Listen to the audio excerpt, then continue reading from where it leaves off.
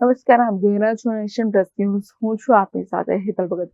સુરત શહેરના ડિંડોલી નવાગામ વિસ્તારમાં આવેલા ચિંતર ચોક ખાતે આઈસર ચાલક દ્વારા રિક્ષાને ટક્કર મારવામાં આવી હતી, જે ઘટના બાદ આઈસર ચાલક સ્થળ પરથી ફરાર થઈ ગયો છે.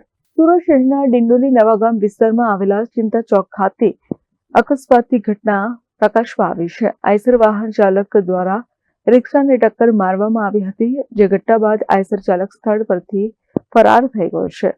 અકસ્માતમાં રિક્ષાને નુકસાન પહોંચ્યું છે, તો રિક્ષા ચાલકે તાત્કાલિક ડિંડોલી પોલીસ સ્ટેશનને જાણ કરી હતી. ઘટનાની જાણ થતાં જ ડિંડોલી પોલીસ સ્થળ પર પહોંચી હતી. પોલીસ દ્વારા ફરાર આઈસર ચાલકને ઝડપી પાડવા સીસીટીવી ફૂટેજના આધારે તપાસ શરૂ કરવામાં આવી છે.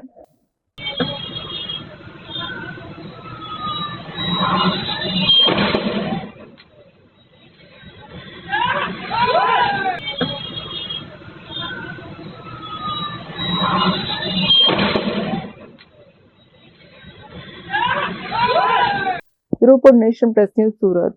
સમાચારોનો સતત અપડેટ મેળવવા માટે અમારી નેશન પ્લસ ન્યૂઝની યુટ્યુબ ચેનલને સબસ્ક્રાઇબ કરો, બેલ આઇકન દબાવો અને જોડાયેલા રહો ફેસબુક, ઇન્સ્ટાગ્રામ અને ટ્વિટર પર.